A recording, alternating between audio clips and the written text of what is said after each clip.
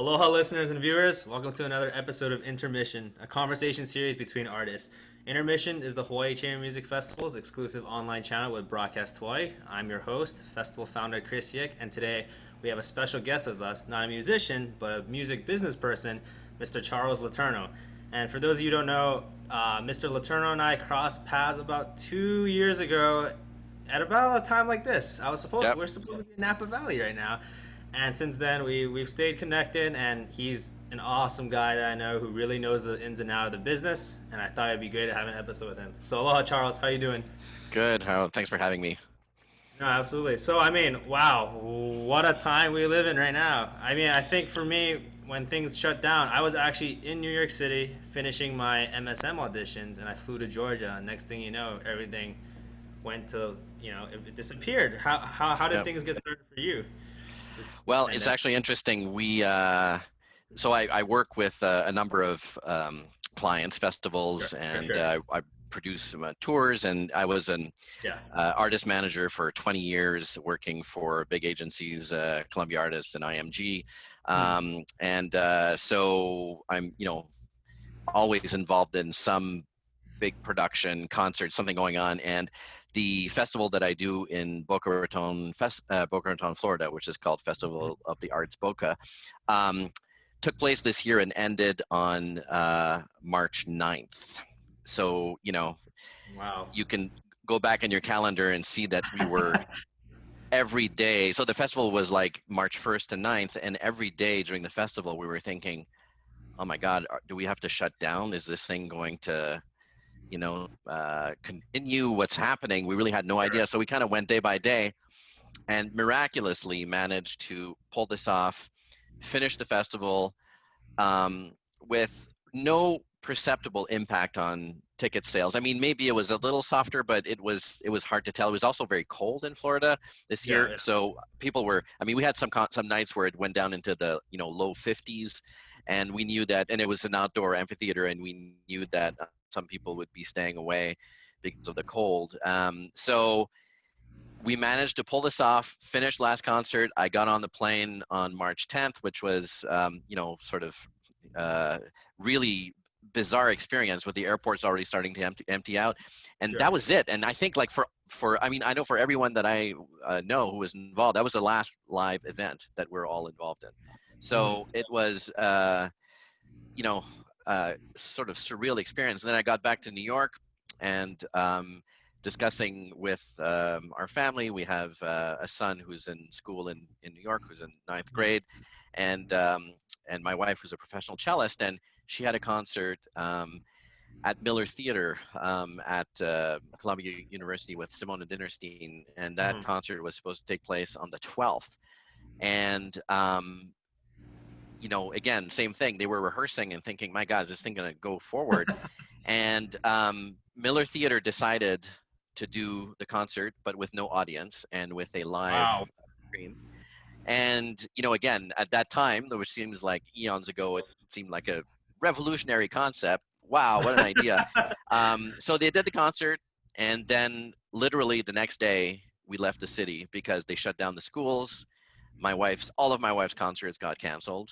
Yeah. She was supposed to leave for a big tour, and so we were like, uh, we don't really necessarily want to be staying in New York City right now. And so we have a place upstate New York, 2 hours north of the city, Mhm. that has been our little vacation spot, and we've had this house for a very long time. And so we thought, Yeah. well, we'll go hang out upstate, for a couple of weeks and see how things develop. And well, lo and behold, tomorrow is going to be today is the 14th week that we've been here, with absolutely no plans to go back to New York right now. So yeah, it's very strange. And then so we finished the Boca Festival, and then of course the other big project, the Napa Festival.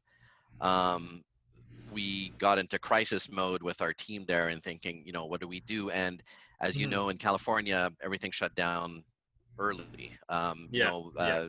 Everything in San Francisco, the symphony, the opera, Ballet. everything was already shut down. Yeah. We had several sort of emergency meetings and decided to cancel the Sure. summer, well, to postpone the summer festival till next year. So this would have been our 15th anniversary, and we decided to postpone the 15th anniversary to 2021. And we were really one of the first festivals, um, summer festivals, to officially postpone. And a few people thought, maybe you're being a little bit Hoping to go overcautious. in early, yeah. Yeah, and we thought, we think we're doing the right thing, and as it turns out, we were definitely doing the right thing. And of course, now everything has followed in lockstep. Everyone has canceled, and of course, just reading the news from yesterday that now Carnegie Hall has canceled the rest of 2020, and Yeah. and of course now San Francisco Symphony, like everyone is going to be shut down until 2021. So it's a it's an unbelievable situation, and we're all in it, worldwide. So Mhm. very sort of very very troubling times. But we're doing what we can to soldier on and keep the Sure, pieces, sure. put the pieces back together. Let's backtrack a little. I mean, yeah, like the whole world is dealing with this. In some ways, do you think? Obviously, I would say that none of us are really fully prepared for a situation like this. But do you think coronavirus is going to be the Achilles heel of live concerts? Like maybe even more damage than the short term. Like we're talking about like orchestras that won't even be able to come back from this, or festivals that won't even be able to come back. Like what are your thoughts on how the scene will change after this? If I had a crystal ball, I would be a very wealthy person, because everyone in the world is asking the same questions right now. I Yeah. I tend to be an optimist by nature, Hmm. and I think that, and I'm not just saying that to try to find a good side, but I really do think that some good is going to come out of this. There's been, a tremendous amount of creativity that has come to the surface, a lot of sort of original thinking, and I think many of us in the classical music industry, and then the entertainment industry in general, have felt that for years the model was broken, basically, and a Sure, lot of sure. things were happening just because that's the way it's done, and a lot of stuff didn't necessarily make sense, but that's just like the way it was. So we were kind of stuck in this model that no one could escape, because again, uh, we're talking about going back 100 years and setting up systems and circuits, and you know um, just setting a mindset. And I think Yeah, that at the end of the day, we're now realizing that it's all about bringing art to people. And sure. how do you bring art to people, and why are you bringing art to people, and what kind of impact are you having? So you know at the end of the day, we are a live uh, event business. That's never going to change. Hmm. The virtual events are a necessity right now, but everyone is just thinking, oh, can't wait to come back to the real world where I'm sitting next to people and enjoying a live performance on a stage. That's really what it's all about. Yeah. Yeah. So would you say in some ways like this is a wake up call for people to really appreciate the arts? You know what I mean? Like, because I feel like in some ways, the average consumer, the average patron out there, symphony concerts, Broadway shows, whatever you want to put to it, this sort of live entertainment was always like an afterthought. It was just like, oh, this is this sort of good that we have. We can go anytime. But now that things are finally removed from them and they're at home, really thinking maybe in some ways this is good for the arts where will be more appreciated. Maybe musicians will now sort of be seen as, wow, we are necessary. Like, what do you think about that kind of perspective? Yes, absolutely. I think people are dying to come back to live events, and we have come up with a couple of models for some of my projects where we're thinking, well, what if we do an event that, again, like everyone is saying, with like social distancing, and we only have 25% capacity in the audience, and we've done like little surveys, and we would sell out in 1 minute. I mean, people are just dying to get back to the art. So I think that's a super positive thing. The other, I think, really positive effect is that if you had asked 4 months ago Mhm. a random sample of our audience base, which is like, again, skews older, is not like, we're not talking about teenagers here. We're talking about Sure. the people who go to see art music, you know, are interested in the performing arts and in you know, sort of a high level of entertainment, or just not even entertainment, it is the performing arts. If you had asked, you know, a sampling of our audience 4 months ago, theoretically, if we presented a concert on your computer screen, would you watch it? I'm sure 90% would have said, no way, are you crazy? Well, Mhm. guess what? You know, we have done a number of these virtual performances right now, and the response is fantastic. And I think what it's done is it has actually uh, conditioned people to the idea that it's actually not so crazy to sit in front of your computer or your large Sure. screen if you have At one. your own comfort kind of thing. Exactly, and watch a performance in your own time. So I think I mean, one thing that we've been discussing very sort of in very precise terms for Napa is that going forward, we will simulcast all of our concerts. So we'll have live components, so you can buy a ticket, and Mm-hmm. you will also be able to buy a virtual ticket and watch it from your home. And guess what? This lets you attend even if you're not in the right place. If you're, you know, because people say, oh, I would have loved to go to your concert, but I'm going to be on holiday. Well, Mm-hmm. now you can watch it from your holiday, or you can watch it at home later from the comfort of your living room when it's convenient for you. And you know, we've always had this issue that we have all these great performances we've had over the last 14 years, and Sure. people always say, oh, do you have a recording of that concert? And 9 times out of 10 we don't.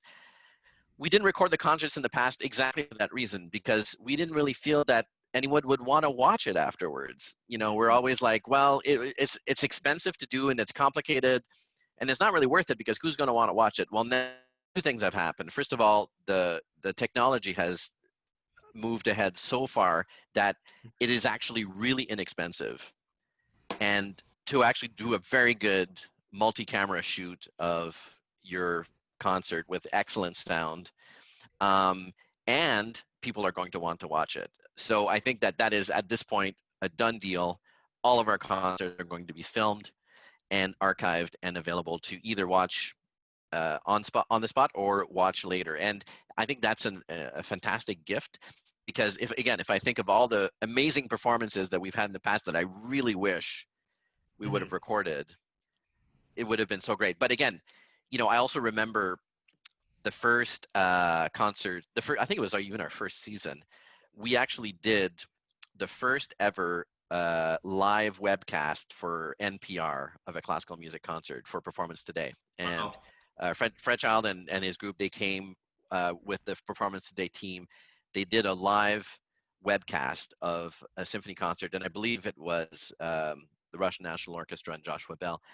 Mm-hmm. And it was, you know, an amazing concept at the time. Again, I was thinking, is anyone actually listening to this? You know, we're talking 2006. You know, Yeah, is anyone yeah, actually going to their computer and listening to this?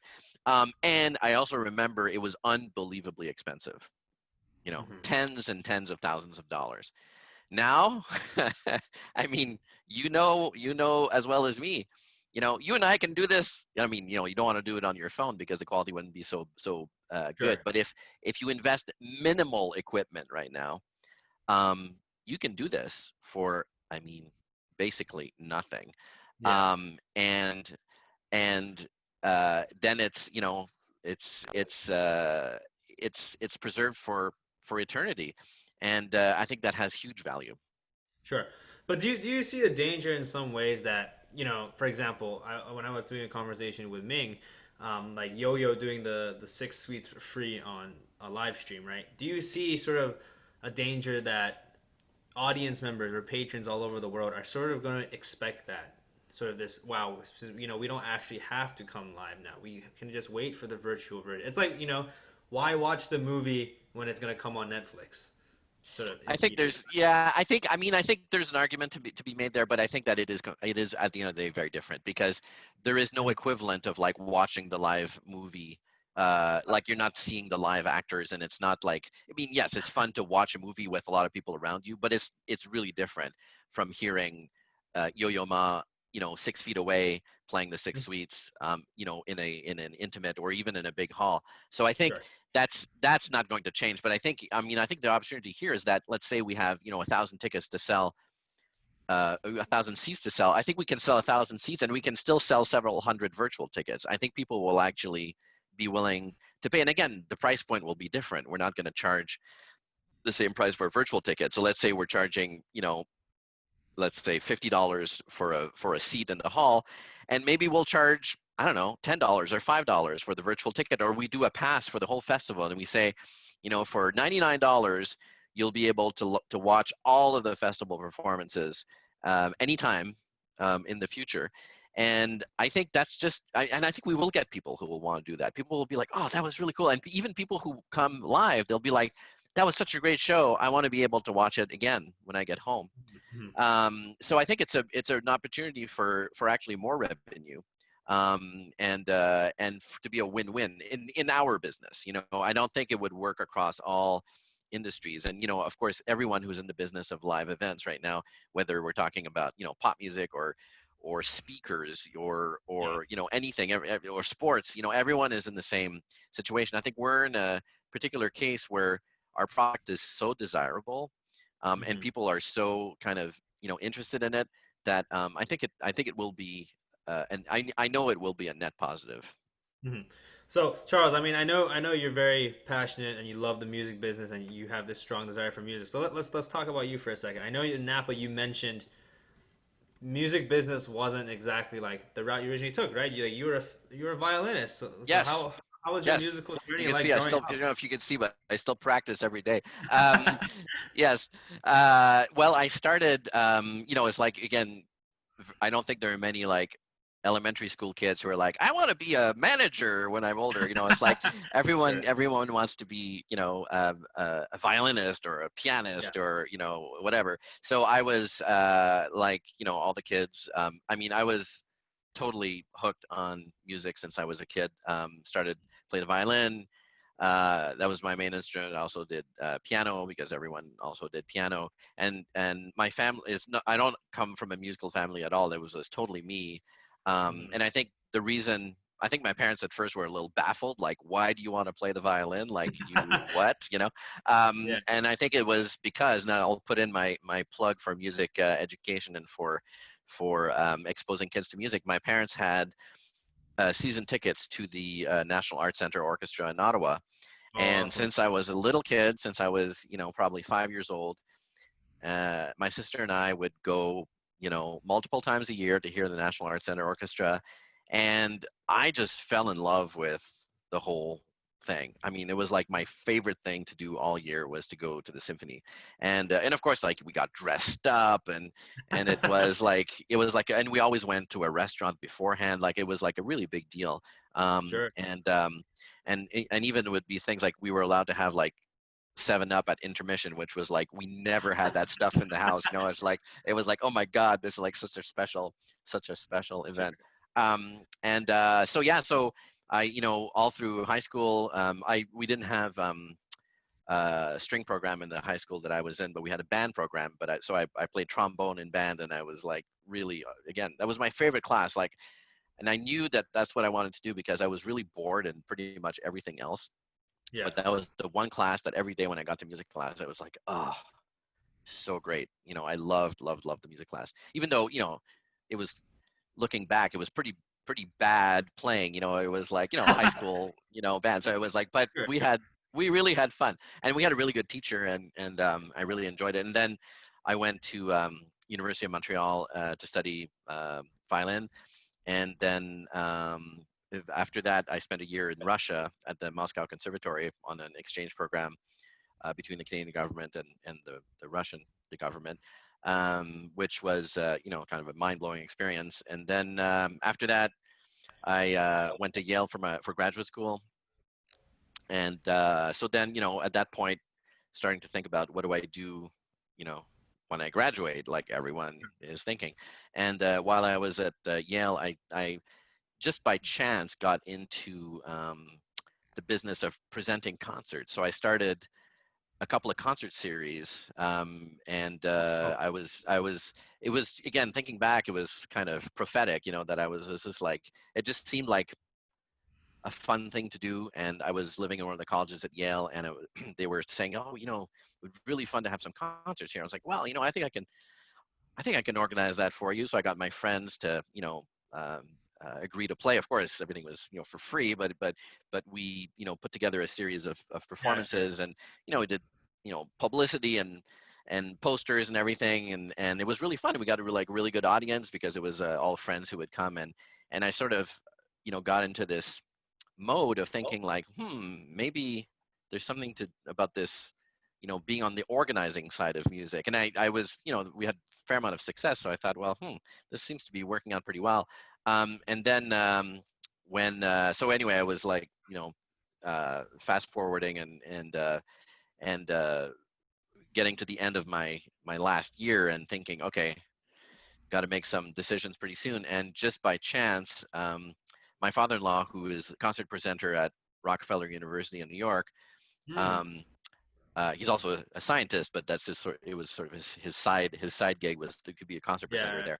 He had heard about a job opening at Young Concert Artists in New York, which is an agency, as you probably know, Mhm. that supports young artists. Great organization, has been around for a very long time.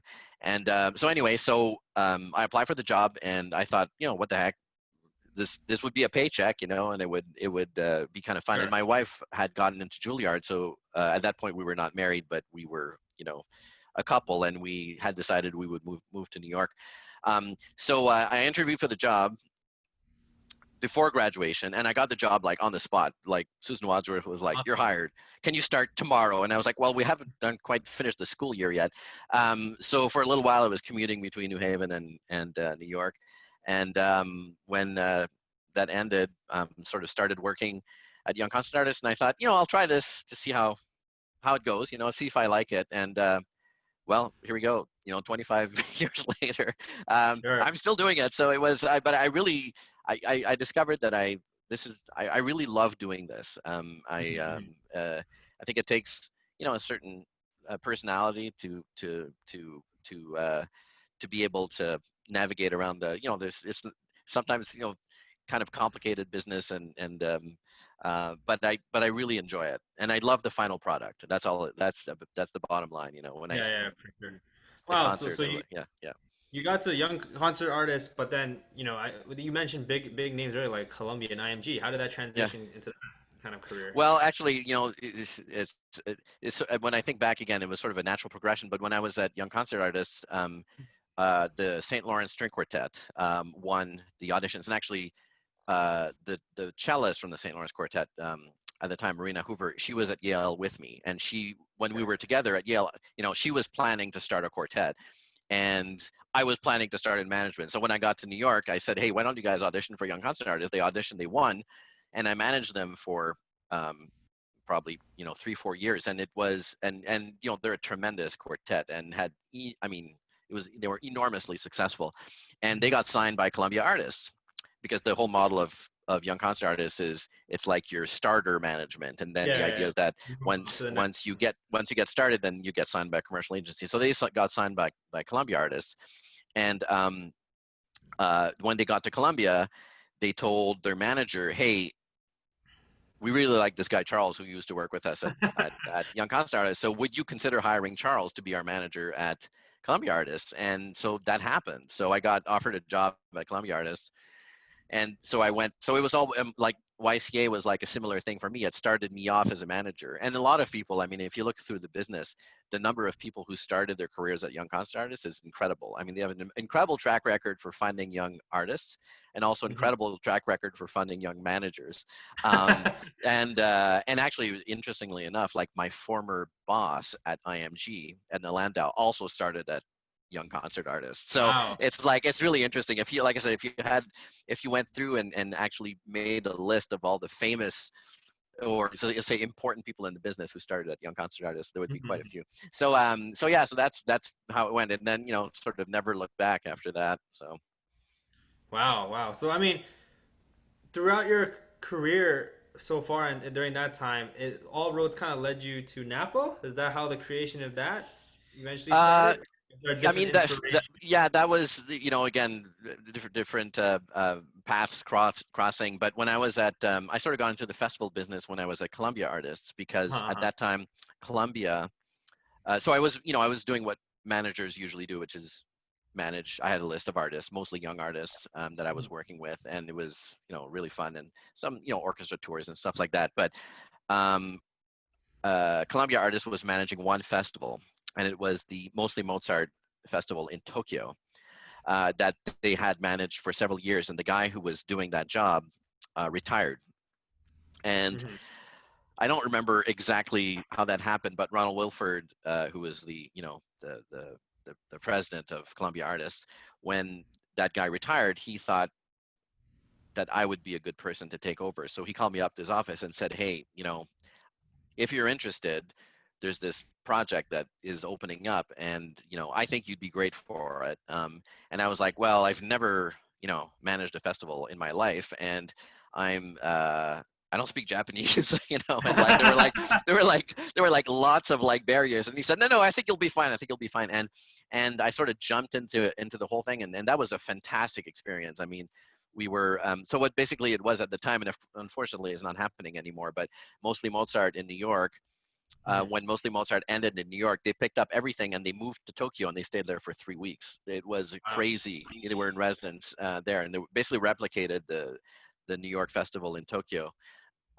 And so anyway, that was like my first big experience working with festivals, and that again, trying it out, I thought, God, I really like this. I really like the festival concept. So then, when I was at Columbia Artists, and then after when I got hired by IMG, I was pitching some ideas to IMG, thinking, we should really start a festival, because it's really nice. Like what the agencies do is you try to sell your artists to established Hmm. presenters. But I was like, well, we could also create our own opportunities for our artists, Sure.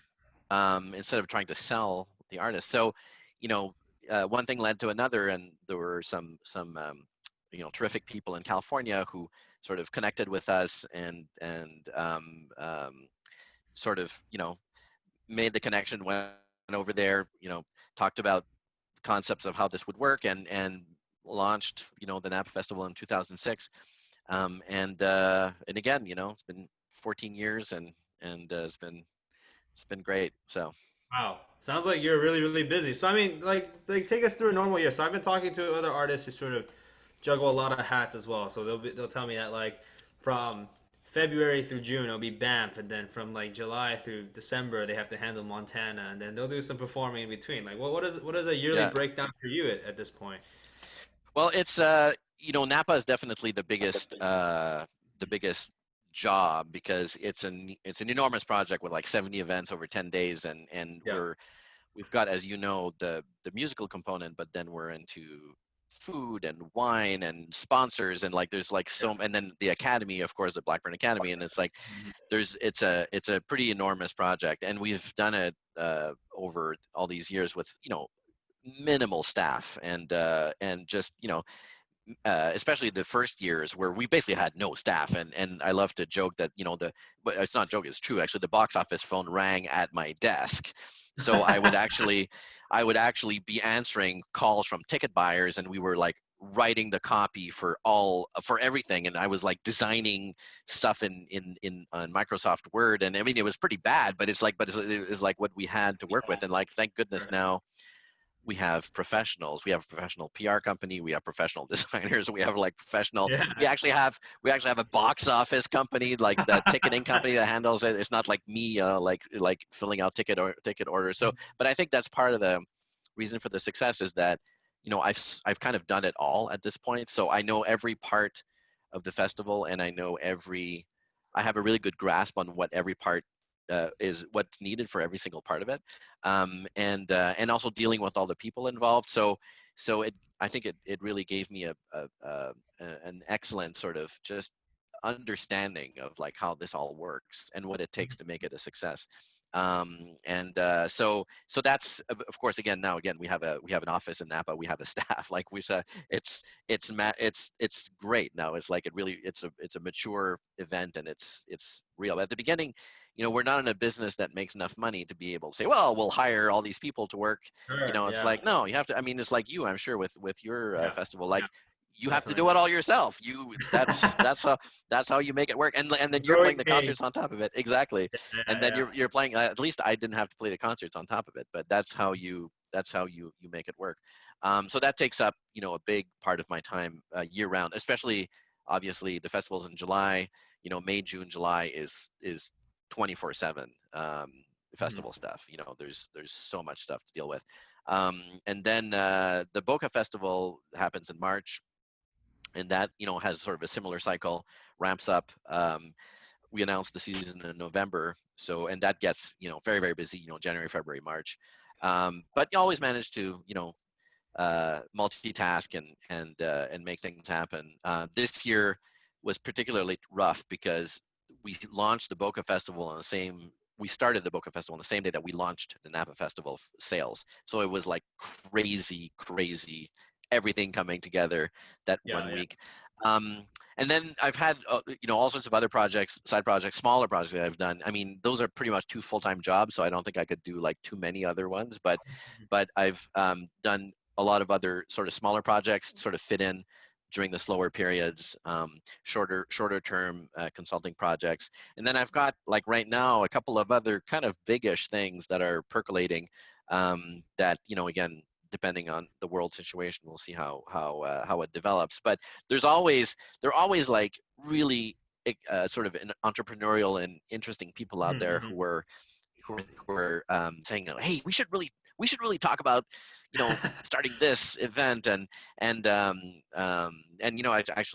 know if you, I mean, I know but Joel Revson, who was the conductor of the Academy, who Mhm. passed away very Unfortunately. sadly from COVID on Memorial Day, he and I had been cooking up an idea about starting a new festival in the Northeast. And so he really wanted to do that because he was Wow. like, oh, this is like really fun. He was doing the Tahoe Festival. And so we Mhm.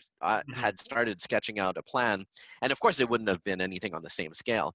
But he was saying, because he was living in you know, just in basically New York City or around here. And he was like, we should really start something up here. So there's always new opportunities, and it's all about finding the right combination of ingredients and of course making it financially Sure. solvent. So that's of course the main task of anyone who's running performing arts events is make it work financially. Mhm. And I never went to business school, and I've never you know studied it formally, but I'll tell you, you learn on the job really fast. And when I remember my first couple of weeks at Columbia Artists, where I had to do projections, we had to do monthly projections for our division every single month. I had to go in front of the CFO and make a presentation. And of course, at that point, I was like, I'm a violinist. Like this is like not really what I do. But you learn really fast. And it's like at this point, I feel um, very comfortable with all the financial aspects, and I've learned a tremendous amount. And we have some fantastic professionals working with us um, to do the sort of the formal finances of all these events. But you realize that that's a really crucial part of our business, and I think that a lot of the events and projects that don't succeed, I think often it's because the people who were running them didn't have the grasp of the finances at the same time. Yeah. Um, and it gets complicated, and especially now, for the last weeks we've been over our heads with all the PPP loans and all the SBA, Mhm. banking and regulations and all this stuff. Like it gets really complicated, and you have to be able to kind of jump into all this. You can't ignore it. You can, or filing our tax return or audit every year. Like it's super involved, and Sure. it will only work if you have someone there who can answer all the questions and actually understand what's going on. Oh, absolutely. It's like, Absolutely. so anyway, so that's like, yeah, that's been like something I've picked up along the way that's been like extremely valuable. So I mean, behind the scenes, take me through it. Being a music manager, it's in some ways the most daunting and very fulfilling jobs, but at the same time, it's very vague. So I feel there are situations where you may just be the messenger and you're getting shot for like something that not necessarily under your purview, but take me the ins and out, the pros and cons of the job. I mean, assume you love the traveling, you love meeting new people, you love meeting artists, but at the same time, there are some headaches behind it, right? Yes, it's a really tough business to be in. But again, I think the key is if you love the final product, Yeah. if you get a kick out of like what comes out of the whole process, then yes, that's the right job for you. And I think that's, if I look at my colleagues in the business, and I've been so lucky over the years to work with so many absolutely wonderful people, and we're still in touch all the time. Like it's like a little world in itself of the people who are in the music business, in well, a lot of them in New York, that we're just really great friends, and we're not really competing with each other. We're all helping each other out because we're all, at the end of the day, kind of in the nonprofit model. And I think the key, I mean, the two keys are, loving the final product and loving working with people. That's really what it is. And you have to be, I think, very diplomatic. You have to be very philosophical about everything, and realizing that you are there to work for the artists, not the other way around, and that the artist is always right, things like that. Like, it's not about you, it's about them, and you're there.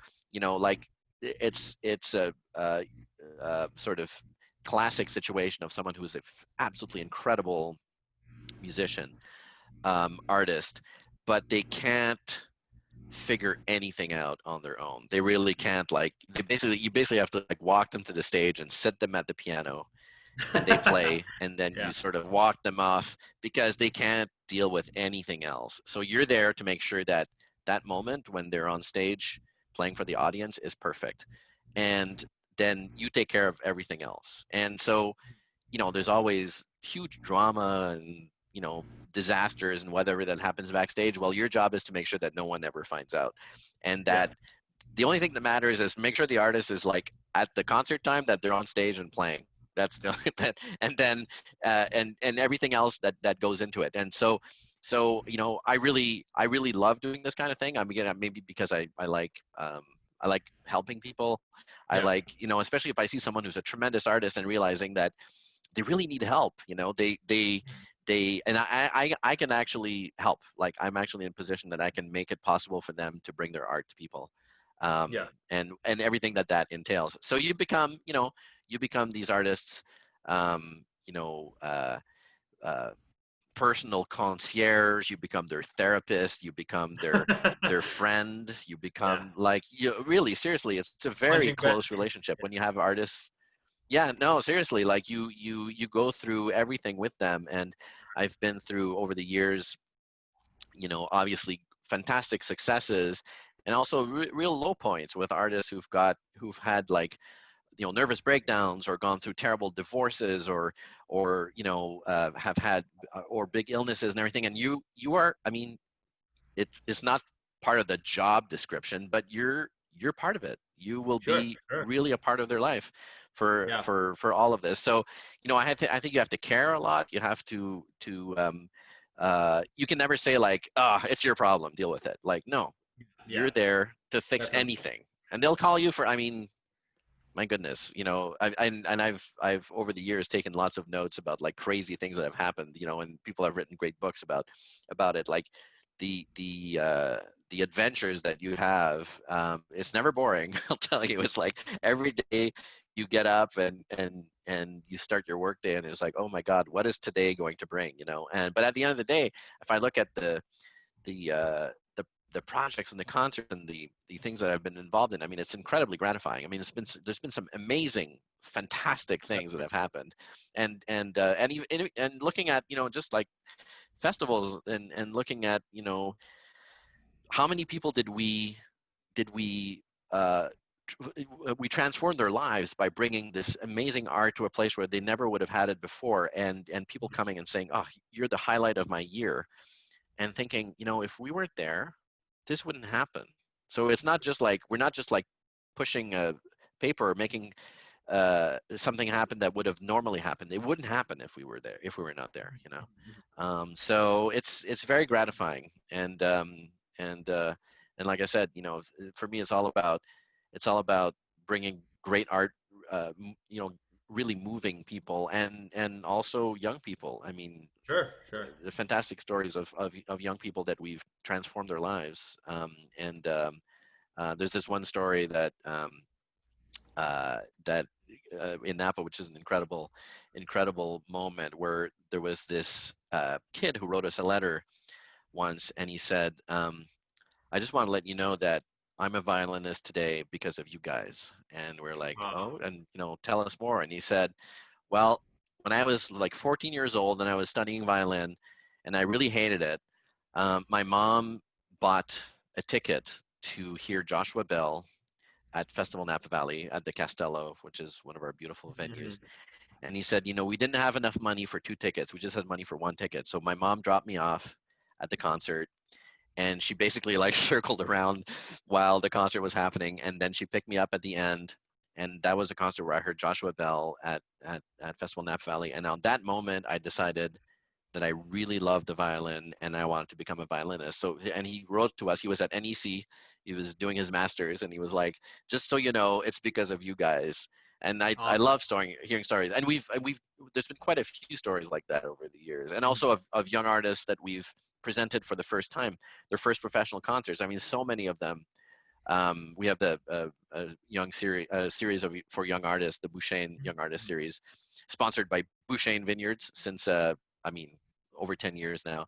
Yeah. And the number of young musicians that we presented who have become quite famous at this point is amazing. And I'm thinking, and many of them said that was my first recital of my whole life, and I'm thinking, this is great. There was one who told me this year, she said, do you realize that I had never played a recital before I played at Festival Napa Valley? And I said, no. She said, I didn't want to tell you that because I thought you would be like afraid of giving me the concert. But the truth is, I had never played a recital in my life before I played for you guys. So I was like, well, this is great. I love hearing these stories. So. Well, okay, let me ask you this, Charles. I mean, we talk about being in our positions of leadership and entrepreneurial for the music business. We work a lot with artists. We develop these relationships. How do we not educate? How do we inform the average patron, the concert goer, why we are so vital? Because right now, I'm sure you've seen it all over social media. There's all these petitions that we do need to keep managers involved. We do need to keep artist management companies. In a time like this is the worst because obviously there's no concerts happening. So That's right. the quote unquote middleman is slowly, being cut out. How do we reinforce to people that yes, we are crucial and yes, management is very, very important for the business? Well, I think it's not just management. Is again, going back to the beginning of our conversation, talking about how the arts, people may be realizing now the importance. When you take it away, then suddenly people are like, oh, gee, I really missed that, And so I think, to the ins and outs of how the business works. I mean, the funny thing is that many musicians still don't understand how it works, and many managers, and actually, I often look back and again, so talking about how the system is broken, you realize, how does this actually work? I mean, when you distill it down to its essence, you're basically, you have people who are willing to pay money to hear someone play, and then you have people who make it happen. And you go back to like the first impresarios, going back to the days of, let's say, Paganini or Liszt, or I think before that the model was very much having a wealthy patron, or a royalty, or a church that would employ you. Like Bach never had to worry about ticket sales. He had a church gig, and that's what kept him going. And Beethoven had lots of wealthy patrons who paid, who realized that this guy was pretty extraordinary and paid him a lot of money to basically just write music so that keep him going. And the idea that you would then move to a model where you're getting a lot of people buying individual tickets to hear someone perform or hear a new composition. That's a relatively, I mean, again, in the big picture, it's a relatively new model. But and of course, it's changed somewhat, but not that much, over the years. But the bottom line is that to make that happen, you need someone. You need someone to make it happen. Like the renting of the concert hall and the selling of the tickets is not going to happen by itself.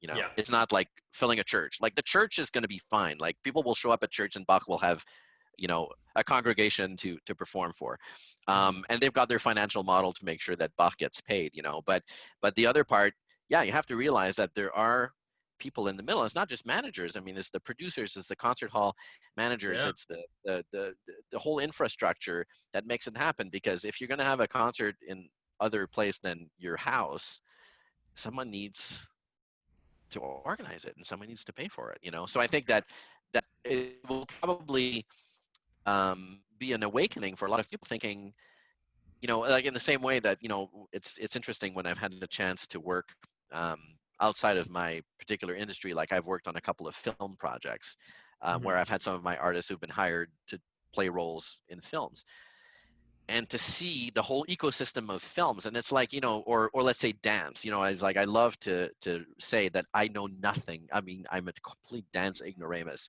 But I've produced quite a few dance shows now for the festivals, and I find it fascinating to see behind the scenes of the world of dance. I'm like, oh God, this is like, what I see when I go see a dance program is I see something beautiful on stage, Yeah. but really understand what they're doing. I mean, in a way that you and I, when we're watching, a string quartet, we know exactly what's going on. We know, like, oh my God, did he really play this shift here, or is he really doing this crazy fingering, or oh my God, we know every note, and we know, like, we know exactly how they're feeling, whatever. It's like for dance, I'm watching this, I'm like, it's really beautiful. I'm really moved, but I have no understanding No idea. whatsoever of what they're doing, And then, so when I remember doing one of my first dance productions, and I'm seeing these ballerinas on stage, and I'm backstage, and I'm seeing them dance, and then they get off stage, and they are like bent over, of completely out of breath. I thought that they're going to die because they're so tired. They're sweating like you can't imagine, and they're like, drinking water, and I'm like, oh my God, this looked so easy when you were out there. It's like just gracefully dancing on stage, and realizing like this is athletics, like the Yeah. effort and the physical effort and the injuries. They're backstage with like, bandages, and they're taking painkillers, and they're just like, and then they get on stage and they smile and everything looks so beautiful, and I'm thinking, oh my God, like now I have an understanding of what it means to be behind the scenes of a dance production. It's really Sure. intense, and it's not all just like smiles and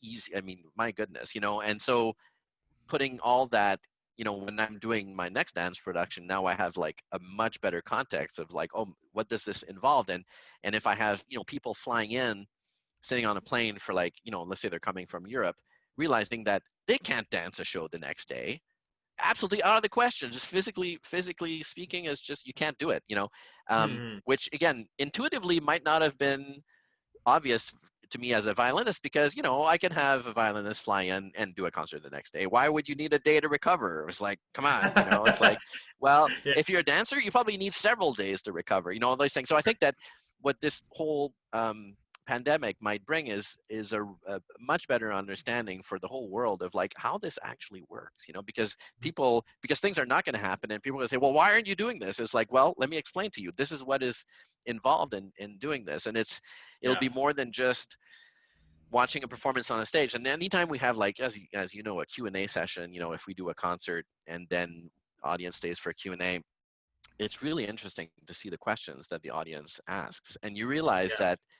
that it's great for them to understand even the most basic things about, like, this didn't magically appear on stage right now. There's a lot that went into it.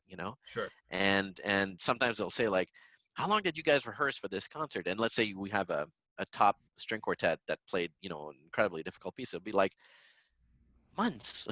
It took us years. It took us years to get to this point.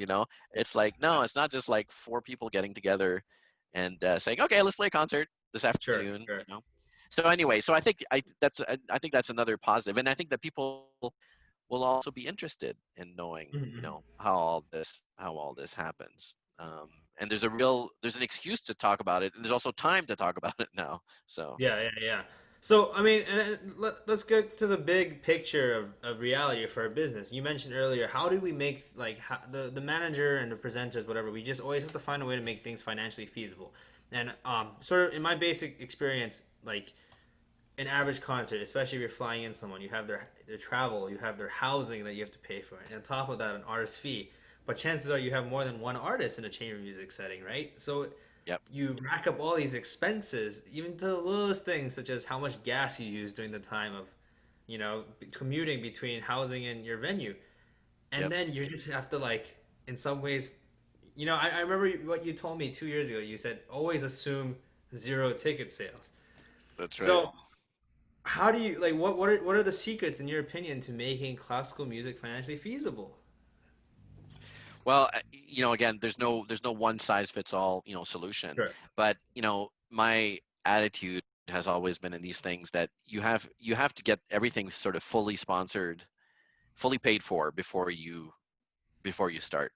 Yeah. And I think that's the big mistake that a lot of people make is they decide to start a classical music concert series or something, and they say, well, I've got a hall that sees 500 people, and if each person pays $20, then I'll be fine. And then they go on sale and sell like 12 tickets and then go bankrupt, basically.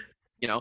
And didn't make a contingency for this because, selling tickets is black magic. There's no, I wish there was some rhyme or reason to it. It makes no sense whatsoever. Some stuff that you think is going to fly out the door Doesn't bombs, sell. and some stuff that Yeah. you think is going to bomb is going to fly out the door. You never know. And and even in the pop music business, like we always complain in the classical music that we don't have any advertising budgets, but I've seen, I mean, so many things crash and burn in the pop business where they were so sure that they would make so much money, and of course in their case it's all about making money. Yeah. And there's no safety net, so they don't have like benefactors. They might have sponsors, but they need they need to make money, like otherwise at least for us, yes, you need to be financially solvent, but it's not about making money. Yeah. It's about bringing great art in a way that's financially sustainable. So I always say, the way to start your project is you have to make sure that worst case scenario, which means that not a single person shows up, that you're still okay financially, and that can take many different forms. But the ideal situation is that you know a lot of people donate their time, a lot of people donate their services, Mhm. and you have a sponsor or a benefactor or an underwriter who will say like, okay, I'll cover your losses. And because of the type of business that we're in, it's possible to find people who will be generous and will say, you know, I would love for this to happen. So I will put, X amount of dollars to Mhm. guarantee your performance. And you can do it on a scale that works. Doesn't mean like, of course now in Napa we're a multi-million-dollar budget every year, but you can do this on a much smaller scale. But you just have to apply the same rules. So, Yeah. I have a friend who runs a really great little chamber music festival every summer. And he and I do exactly the same thing. And we've been, fast friends for a very long time, and I've been helping him out since he started his festival. Giving him sort of pointers because he's one of these people like you who's a musician who's playing in his own festivals, but also puts the whole thing together. And when we did, first budgets and everything, and I basically told him, you're doing exactly the same thing I'm doing, except my budget is exactly 100 times bigger than yours. So we're doing exactly the same thing. If we've got all the same worries, all the same challenges, you have to just keep it. You have to scale it so that your potential losses are manageable. Mhm. Because again, the last thing you want, and a lot of famous stories of events that have crashed and burned and orchestras and everything. It's usually because of bad management and Hmm. because someone bet the farm. There's another festival I won't talk about, I won't name, that we were doing parallel events for a little while, and one year they bet the farm on stuff that didn't sell and lost $400,000, and that was the Wow. last time they ever had a festival. And I was, looking at what they were doing, I was looking at their planning, and I was like, "You guys are nuts! This is this is such a big risk." And but Gamble. they booked these huge names, and they were like, "Oh, it can't go wrong," And again, I won't name names. They had booked some huge names, huge headliners, Hmm. and I knew they were paying, the real fees for these people. And I was thinking, oh my God, the only way that you guys can survive is if you sell out every single concert, with really high ticket prices. But they were so sure that they were going to it couldn't go wrong. It could not go wrong. Yeah. And well, it didn't work, and that was the end of that festival, and it'll never come back. So those are all really good lessons. And if you're again doing it, one of the worst things you can do as an administrator or as a manager is make decisions based on what you like. And it's like, it's not about what you like it's, you have to look at it from a much bigger perspective. So we're like, oh, I really like this artist or this piece, and I'm going to program it because I love this piece. Well, does this make economic sense? Hmm. And if it doesn't, you probably shouldn't do it. So Yeah. Wow. Okay, well, let's slowly start wrapping things up. I mean, yeah. I feel like in your case, you've had an amazing career, but I know some people, at least in my age, my colleagues, who are always struggling between, do I, stick it out with performing? Do I keep practicing and trying to land that kind of career, or is it just as musically fulfilling to me to maybe not be in performing? Maybe, take the realms of managing, take the realms of the business. Did you ever struggle with that sort of juggling between performing and managing for a while, or and then you were like, never mind, managing is my calling, that's what I'm doing? Or have you found that in some ways managing has been just as fulfilling, if not more fulfilling for you musically? Well, I think, in my case, I mean, again, very personal experience, that when I met my wife, who's a cellist, Yeah. um, and coming from Canada, we're much smaller pond, obviously, and you arrive in New York, and you realize that the level is, I mean, again, not saying anything bad about Canada, but there's it's exponentially more fantastic musicians. And especially with my wife, who, when we started dating, and I realized that no matter how hard I worked, I could never be even close to how good she was. Hmm. Because she was just like so much better than me at just playing her instrument. And I was Hmm. like, okay, this is a really good lesson. Like, some people are really good just naturally at doing a certain thing. And I was like, so I think I think I'm a pretty good violinist, but I'll never Uh-huh. be on that level. But I Hmm. think I can be a really good manager, and realizing like I think I can do that. And she, in the same way that she hates all the music business stuff, she's really she is born to play the cello. Like, that's what she does incredibly well, and sort of bulletproof in that category. And so, and I've never been officially her manager or working with her, but we always kind of help each other out. So, Yeah. still to this day, like, if she needs help with contracts or plane tickets or figuring out schedules and stuff like that, like, I see that for me, this is all like really easy, and I'm really happy to do it. Mhm. And then she can take care of the playing part. So I think that in my case, I never really had any doubts. I love playing, and I still play all Yeah. the time for fun. But I realized that I would my contribution to the world would be better appreciated if I worked on the business side of things, because I love it. I really do. I wouldn't trade this job for anything else. So Mhm. Awesome, awesome. Well, how in a time like this where there's a lot of uncertainty, a lot of people are saying, "Wow, maybe I shouldn't play because it's proven, what is considered a stable job now." Is there any orchestras aren't even stable anymore, you could argue, right? In a time like this. Is there any words of encouragement you would want to offer to up and coming artists or entrepreneurs, music business people that you think will help them sort of feel a little bit easier during this kind of time? Well, I would say don't let's not assume anything yet, because this has only been with us for a few months. If you think of how many times the outlook and the prognosis and the predictions have completely changed one way or another, um, you know, I can't help but believe that things will turn around and things will get back to normal. And a lot of people say, "Oh, we'll never get back to normal." I don't believe that for a second. It might take some time, but this is not something that's going to alter the landscape forever. So all I would say is, people can't wait to get back to live performances one way or another, whether it's with vaccine or a better therapies or tracing and testing and whatever. We'll get to a point where this will be possible. It may take a little more time than we wanted, but it's not going to be. This is not the end of the world.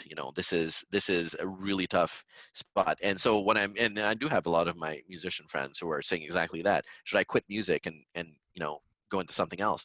I say absolutely not. Just hang in there. This will pass, and then when it's over, people will want music more than they ever wanted it. So yes, I would say just don't give up the hope, and things may turn around quicker than we think. So Mhm. we'll see. Awesome, awesome. So for those of you listening and viewing, we hope you like what you see. As I mentioned earlier, Charles is the first music business person we've interviewed on this series, and we hope you like and subscribe to Broadcast Hawaii. And Charles, is there any final thoughts you want to say? This is like a really tough time for everyone right now, obviously, but the whole world is in this, which is like crazy when you think of it. Um, and just hang in there, just don't give up. Definitely. Well, Charles, well, maybe I'll see you either in New York, Napa, or Hawaii. We have three Yes, places to meet up for now. sure. Yeah, absolutely. All Yeah. right. Thank you. Oh, Chris, great to talk to you. Thanks.